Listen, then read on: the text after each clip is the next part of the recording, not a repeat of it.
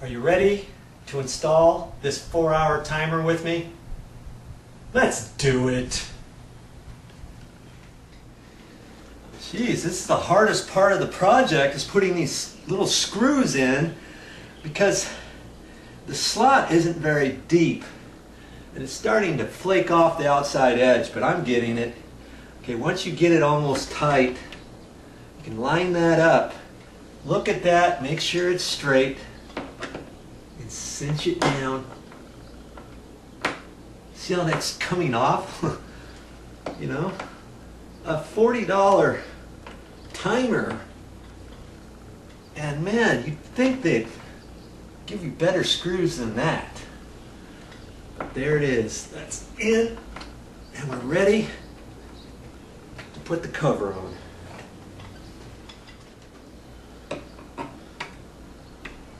Get that cover up there.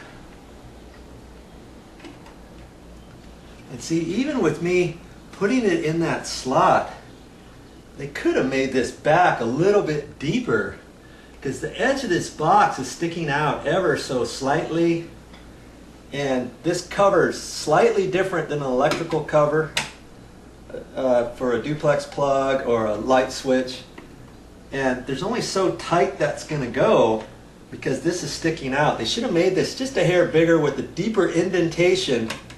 I'm critiquing this company's switch, you know? That's what I'm doing here. Okay, get that on there. That's the nut right there that holds this on there. Okay, so you want to get that nice and snug, because that's what's going to hold this straight. Now if you got a little crescent wrench, you can take that. Let's see, I guess we can tighten that just a hair that way. If you didn't have that, you could use a pair of pliers and make them out a little bit bigger like that, and take that and twist it, you know.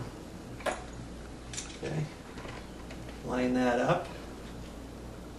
That looks pretty good.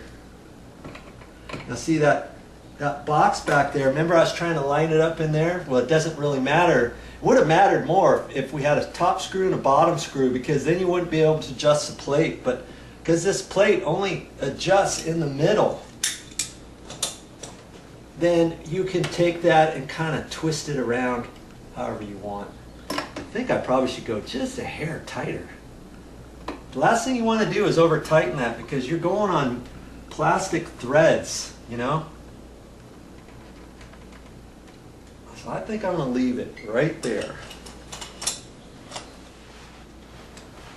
Now take a look at that, and that flat bit of the round stud is facing up. And look at this, and make sure that's facing up, because you don't, last thing you want to do is try to force this on the wrong direction, however, because then your timer's not going to work properly. You know what I mean? And I've seen that happen before too.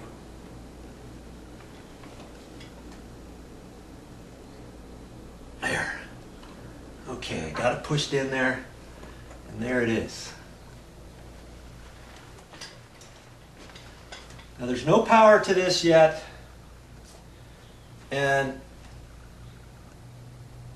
I'm going to take that, I'm just going to show you how this works. You can turn this, so you have to turn it where it says turn past. You have to turn it past that. Now now it clicks on. And now, if I listen to it, it's just clicking. Just ticking back and forth like a clock, like a grandfather clock, like an egg timer, or anything like that. And I know that's working properly, okay? So I can take that and I can turn it back and click it off, okay? Like that. And it's probably best, once you turn it, you know, once you turn it on, just leave it on. You know what I mean? I don't think you really should turn it back to the left too often.